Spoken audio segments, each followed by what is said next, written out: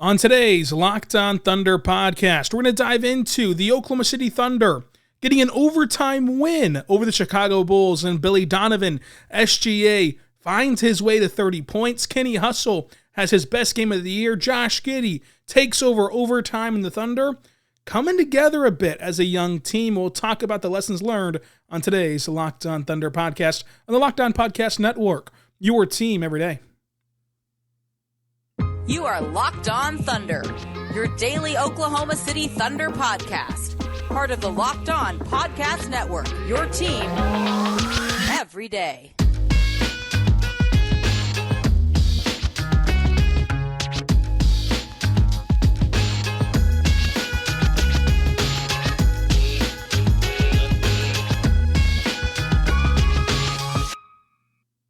Let's get it going on the Locked On Thunder podcast, on the Locked On Podcast Network, your teams every day.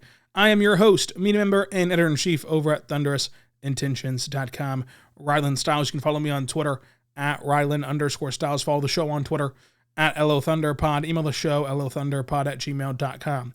On today's show, we are recapping the Oklahoma City Thunder overtime win over the Chicago Bulls. SGA drops 30 points again. Darius Bazley plays well off the bench. Poku continues to shine. And Josh Giddey takes over overtime. This show is brought to you by BetOnline, where the game starts. The best odds, lines, and props than ever before. The Thunder game overview. They did not have Chet Holmgren, of course, out for the year. Ousmane Dieng. So he played for the Blue. Came off the bench this afternoon. That was due to him missing a team meeting.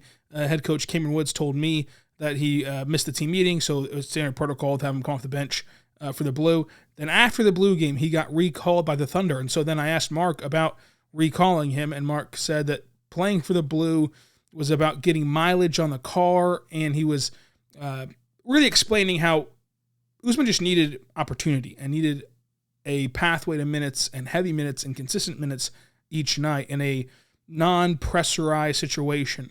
And now Mark said that he'll be on the road trip. They're going to go to Houston on Saturday, tomorrow, and they're going to go to New Orleans on Monday. And he also added that Ousmane will be with the Thunder for a good stint. What does that mean? Who knows? But the Blue don't play again until December 4th at home, so we'll see how that all shakes out. But it looks like Ousmane, moving forward, will get a good shake. And when you look at it, the Thunder are playing a back-to-back.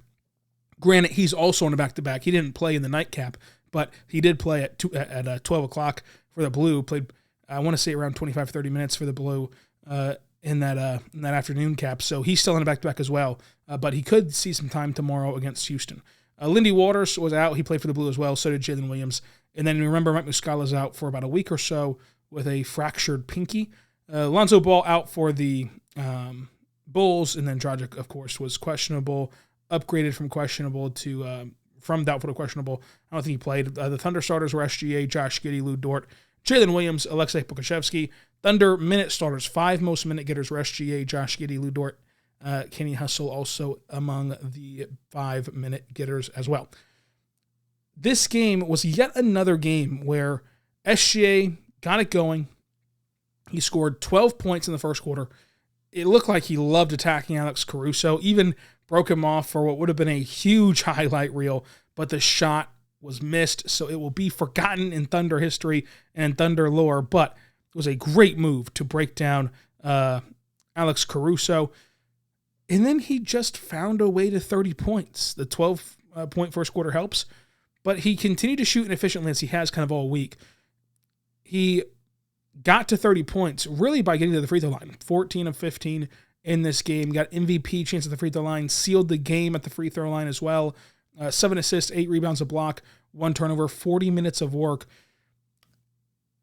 Overall, the shooting inefficiency, I think, is more so due to the strenuous schedule than anything else. Like I would not look at this week and freak out that he's going to come crashing down in any sort of efficient category, shooting percentage, 3-point percentage, whatever. I think it's more so you play Monday, Wednesday, Friday. Now you're going to play again Saturday. 2 of those games go to overtime. Wednesday and Friday go to overtime. You are the guy for a team, and you're playing 35, 40 minutes a night, 42 minutes a night in the last game. where when you're on the floor, everything is centered around you, and the whole defense is centered around you as well. That is a lot of toll to take on your body to play 3 games in this short span, and then know you have a game coming up tomorrow against Houston. So I just think that that's kind of the shooting quote unquote slump for him, but it does show progression from him. If SGA had not taken a leap and had not figured out ways to make an impact beyond his efficient scoring ability, we wouldn't see a 30-point game in this one. This is what superstars do. What he's done this week, where he's not shooting 50% from the floor. He's not shooting 60% from the floor. He's shooting 30%, 44%, 45% from the floor, and still falling into 30 points. Superstars, at the end of the day, you just look up and their stat line is very steady at 25 to 30 points, 7 assists, 6 rebounds, whatever the case is for the individual player, depending on the position, obviously. Like, it might not feel as flashy game in, game out. Some games will feel like he's the best player to ever walk the earth whenever you're watching an NBA superstar. Some games will feel like, he got 30 points? Really? I didn't think he had 30 points. Like, that's what superstars do, though. They can have a game where you think, a little bit of an off game from this superstar. Then you look up at the scoreboard and go, oh, wait a second. They still had 30 freaking points. An area of growth that I think we've been trying to point out in this podcast all week and all season was SGA's improved passing. This game had a lot of plays where you could see it. Obviously, with SGA being the leader of the offense and the best offensive player on the team by a mile, and the best offensive player on the floor in 99% of games, the defense are blitzing him out of the pick and roll, trying to trap him up top after he gets a screen. And out of that look, he did a fantastic job getting these bounce passes into the pocket for Jerry on a mid-range jumper. Had one to Poku at the free throw line, I think, that he missed. And then had one for Poku again cutting. Like, these bounce passes that he has this year are something that we didn't really see a lot from him until now. And it's just another testament to how improved his playmaking is. And I mentioned this on Wednesday, the possession in which he deferred to Isaiah Joe, because Isaiah Joe's on a hot streak, and he wanted to defer for one possession to Isaiah Joe.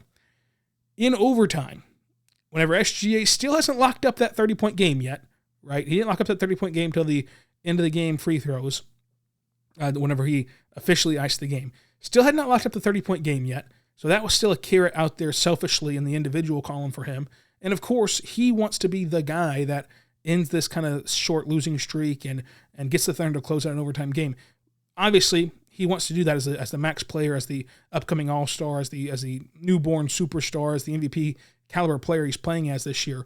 But yet in overtime, he defers to Josh Giddey, who had a not good start, started 2 for 7 from the floor, did not have it all night, but somehow turned it on in overtime. He recognizes that, SGA does, and he lets Josh Giddey run the show, run the offense, get into his bag as a rim finisher, which he's been good at this year. Josh Giddey has, and let Josh Giddey orchestrate things. Him and Mark and Josh kind of set all that up, and I think that just shows you how, when this team is fleshed out, when this team is going to have the pieces they need and experience that they need. That's a big part of this. Like, we always talk about the Thunder in the sense of, when they're ready to win. I don't like that phrase. This team wants to win right now. Like, they're ready to try to win right now. The problem is, it's not the roster construction, it's the inexperience, right? Like, it's not that SGA and Josh Giddey don't want to win right now. It's that they don't know how to win yet. They're still trying to figure things out. Like on Wednesday, when you get down 19, you get up 15, then you blow it and lose in overtime. Like, that's not the Thunder not wanting to win or not being ready to try to win. That's the Thunder being the second youngest team in NBA history, only ahead of last year's Thunder team, by far the youngest team this year, and them just not understanding what it takes to close a game. You get in that same scenario Friday against the Bulls, you close out the game, and you win in overtime. You find that extra gear. So I say that to say, when this team gets in a position where they are flushed out and this roster is golden, right? And everyone agrees that they're going full force at contending, and they think that they have the experience to as well. one of the big questions that have been had over the last year is, well, how does Josh and Shai coexist? They're both ball-dominant players. What are they going to do to make this work? Shai has proven to you at every step he's going to make the right basketball decision. He's going to make the right basketball play. He's comfortable playing off ball, comfortable playing on ball, comfortable deferring to whoever's having the hot night or hot moment or hot possession. He is comfortable doing what the team needs him to do. So if it's deferring to Josh Giddey, it's deferring to Josh Giddey one night. If it's being a heavy isolation player one night, it's being a heavy isolation player. If it's finding ways to feed Chet the ball next year, it's finding ways to feed Chet the ball next year. Like, he's going to do whatever it takes, no matter who the player is that's going to get the stats. He had every right to secure his 30-point game from the way he's played this season, from the way this season is being treated, from every aspect, just as what he's earned as a star player in general. He could have said, it's overtime, it's time for your max player to take over, give me the ball. No, Mark, I'm bringing the ball to the floor. I'm your point guard. I'm the one that you paid a max contract to. I'm the one that's going to Salt Lake City in February. He didn't. Mark and Josh, they orchestrated to where Josh brings the ball to the floor. SGA was fine, played off ball, set screens, came off of screens, tried to get freed up, and then, of course, let Josh cook as well. And Josh took over the game. They won the game in overtime. But I think that this is another example of SGA playing the game the right way, so you can just stop with how can it work? And will. They're going to defer to each other. They're going to play off of each other. They're going to find a way to have this pairing work. It's just a matter of sitting back and letting it work. Sitting back and letting them figure it out because they want to. That's all that's left to do when it comes to SGA and Josh Giddey. Now, we're going to talk more about Josh Giddey, also talk more about how the Thunder learned from Wednesday and won this game on Friday. But first, the show is brought to you by ExpressVPN. So we all know how ExpressVPN protects your privacy and security online, right? But here's something you might not know. You can also use ExpressVPN to unlock movies and shows that are only available in other countries. So maybe you're running out of stuff to watch on Netflix. This will change your world. ExpressVPN allows you to binge The Office on the UK Netflix server, so you can see a whole new version of The Office. It's so simple to do. Just sign into Netflix, fire up that ExpressVPN app, change your location to the UK, refresh Netflix, and that's it. You can watch The Office UK right then and there. ExpressVPN lets you control where you want sites to think you are located. You can choose from almost 100 different countries. Just imagine all the Netflix libraries that you can go through. If you love Korean dramas, use ExpressVPN, and also check out Netflix and ExpressVPN and all these other streaming services like Hulu, like YouTube, you name it. There are hundreds of VPNs out there, but the reason I use ExpressVPN is for shows and to watch shows because it's ridiculously fast. It's never buffering or lagging at all. You can stream it in HD, no problem. ExpressVPN also works on all your devices, phone, media consoles, smart TVs, and more. So you can watch what you want on the big screen or on the go. So if you want to access hundreds of new shows, go to expressvpn.com/lockedon right now, and you can get your extra 3 months of ExpressVPN for free. That's expressvpn.com/lockedon. expressvpn.com/locked. Go there right now to learn more. expressvpn.com/locked.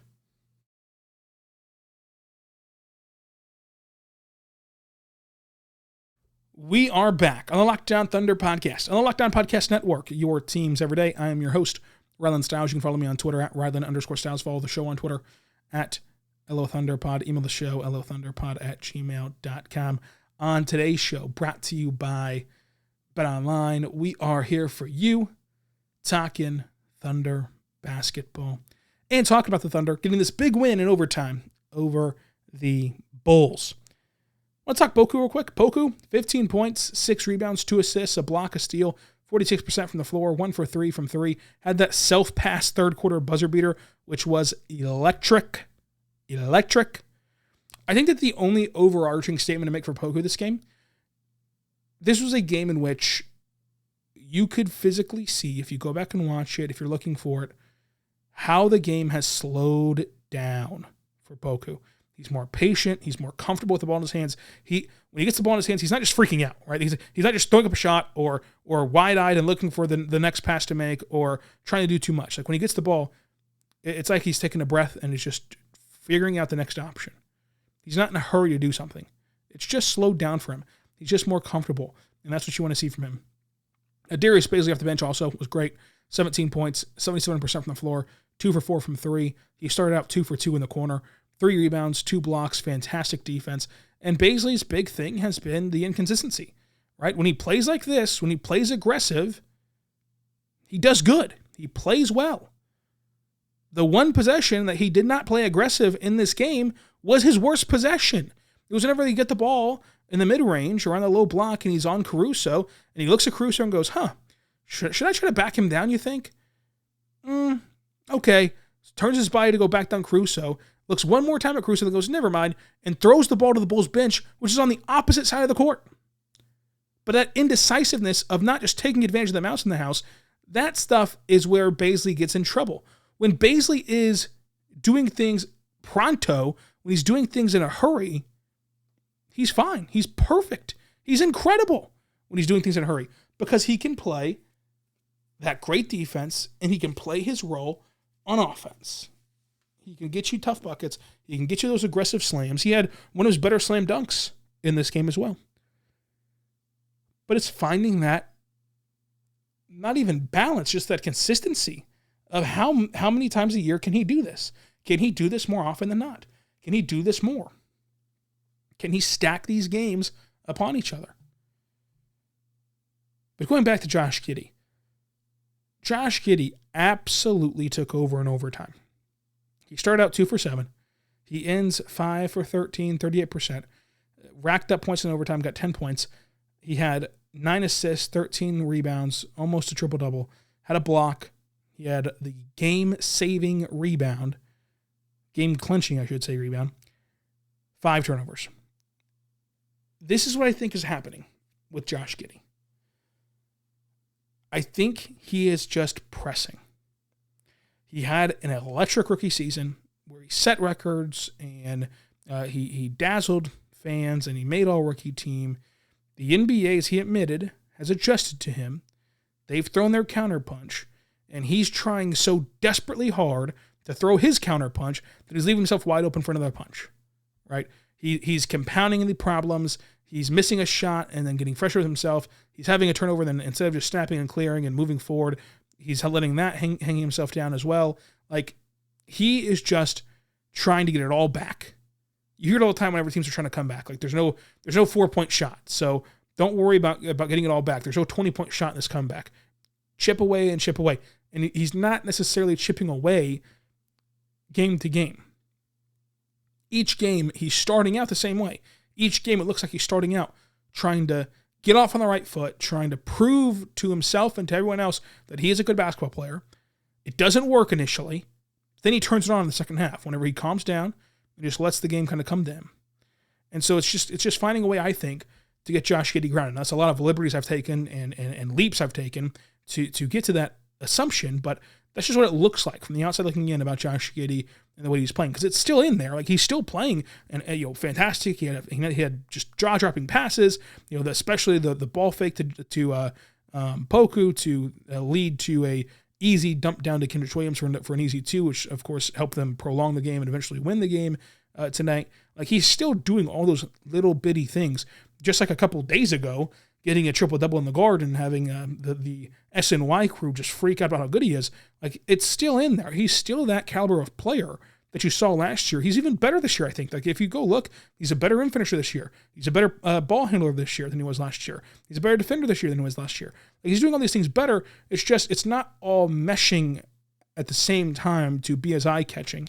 And there's so much pressure on him to get better. Like, fans are calling it a sophomore slump when technically, statistically, it's all trending upward for the most part for Josh Giddey. Like, he has that much pressure on him. I think that he puts even more pressure on himself than even fans do. So I think that with Josh Giddey, you're just waiting on the fever to break, just like with Lu Dort. Lu Dort started out as bad as you can start for the first 5, 6, 7, 10 games of the season, and now he's shooting 40% from three over the last 5 games or whatever, and he's playing great. Eventually, that will circle back around for Josh Giddey, but in the meantime, I think he's trying to do a little bit too much to start games. Now, he'll eventually settle into the game and be fine, but it's just being fine right out of the gate for Josh Giddey is what he needs to work on moving forward. What you need to work on moving forward is sweating. And by sweating, I mean not sweating, getting control over your sweat by getting SweatBlock. Folks, we all know somebody, or maybe impacted ourselves by excessive sweating. It can ruin a good thing. Whether it's a big presentation, a group gathering, a family event, a date, whatever it is, right? We've all been there where the sweating on the forehead, glistening off of our face, the armpit stains, right? Back sweat. It's Oklahoma, folks. We've all been there. Right? No shame in it. But if you're someone who excessively sweats under pressure, gets the clammy hands, or whatever the case may be, you can choose SweatBlock, apply it to the needed areas, and it can help you not sweat up to 7 days and keep you fresh, keep you clean, keep you looking good, feeling confident in yourself, wanting to go take on the world. It can do it for you. Go to SweatBlock. You can find them on Amazon. Also, sweatblock.com/lockedon, promo code lockdown as well for 20% off. SweatBlock is exactly what you need to get your life back from sweat. We've all been there. It's not comfortable whenever you're giving a big presentation. You just feel yourself just drenched in sweat. You lose that confidence. You can't deliver that punch that you want to deliver in these presentations. You can't be your best self on your date. You can't enter a tough environment whenever you're already sweating before you get in there. You want to take care of this, and you can do that by going to sweatblock.com. Also finding SweatBlock on Amazon. Check it out today. Sweatblock.com, promo code lockdown, 20% off. Make sure you go right now. SweatBlock, SweatBlock, SweatBlock.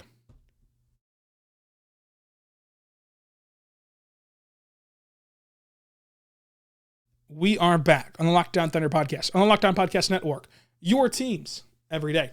I am your host, Rylan Stiles. You can follow me on Twitter at Rylan_Stiles. Follow the show on Twitter at LOThunderPod. Email the show, LOThunderPod@gmail.com. Thank you so much for making us your first listen every single morning, every single day. We're here for you, talking Thunder basketball. Subscribe for free across all podcasting platforms so you never miss an episode. Check out the Locked On Sports Today podcast for the games that matter most, going beyond the box score, behind the scenes, Locked On Sports Today, wherever you get your podcast from. Talking more about this game, Jeremiah Robinson-Earl played really well. I thought he had his best game offensively in terms of aggression, in terms of not hesitating on the offensive end. 10 points, 3 rebounds, 2 steals, 55% shooting, a solid 19 minutes. Kenny Hustle, I think his best game of the season. Great contributions, 8 points, 2 assists, 1 steal, and I should say 2 steals, I think, 6 rebounds, and 57% from the floor.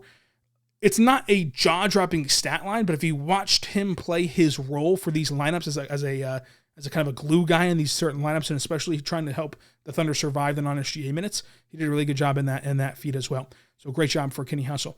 Now, how did the Thunder win this game? Another slow start. They get down 12 to start the game after a 9-0 run by the Bulls. But then the Thunder take a 10-point lead. There were 15 lead changes. 13 times this game was tied. OKC wins the rebounding battle 59-57. The Thunder create 2 more turnovers than the Bulls. However, the Bulls have 1 more point off turnover than OKC. The Bulls cashed in on more of those turnovers despite committing more of them. OKC 1 points in the paint 68-46. The Bulls won second chance points by 4 and fast break points by 1. The Thunder had won the third quarter and first quarter. They won the third quarter by 7 points, another quarter that they've dominated all season long. In the first quarter, they came back and won by 2, 32-30. And then the Thunder had 6 in double figures. The Bulls had 5 in double figures. This Thunder team got a gritty win. Now, we can talk all day long about where the Bulls are at right now this season, how bad they've been to start the year, how disorganized they've been to start the year, whatever. Don't care about any of that. This is a Thunder team that got down 19 points, got up 15 points, and then blew it and lost to the Nuggets that only had Jokic on their roster on Wednesday. This is a Thunder team that's young, and that needs wins like this to keep pushing forward and to keep kind of holding everything together, right? Because if you suffer another overtime loss, another clutch time loss, and you have another back-to-back game against the Rockets, going to Houston, flying into Houston late at night, then you go to take on the Pelicans on the road, which of course are world beaters. It's just a tough sled to go through after 2 overtime losses. So the Thunder needed this win. They held on to win it. I will say that the Thunder had to battle adversity. This is a game in which the Thunder should not have let go to overtime, but they're young, and so they're going to have to learn whenever they survive the SGA minutes, which they did. SGA leaves the game to start the fourth quarter as he always does. So he's not in the floor to start the fourth quarter. They had a 9-point lead whenever SGA left. So, as always, SGA does not return until the 5, 6, 7 minute mark. Whenever he returns, that lead goes from 9 to 7. The Thunder perfectly survived when SGA was off the floor. You've got to close that game. You've got to close that game if that's how you want to do your rotational patterns. And I think it's a good way to do them. I think that this is how the Thunder should do it whenever it's time to win a playoff series and everything. Like, I like it. Of course, playoff series, you would play him a little bit more. But, regular season to get to the playoffs, I like the way that Mark is handling SGA's patterns. But if you're going to do that and you finally survive the SGA minutes, you've got to close it out in regulation. The Thunder couldn't do that. However, they were able to find a way to win in overtime, and that's big. For a young team to find ways to win, that is huge in terms of lessons you can learn and teach to these young guys. So it was fun. The Thunder get to do it again tonight in Houston. We're going to recap it all on the Locked On Thunder podcast, on the Locked On Podcast Network. Your teams every day. And until this game after Houston, be good and be good to one another.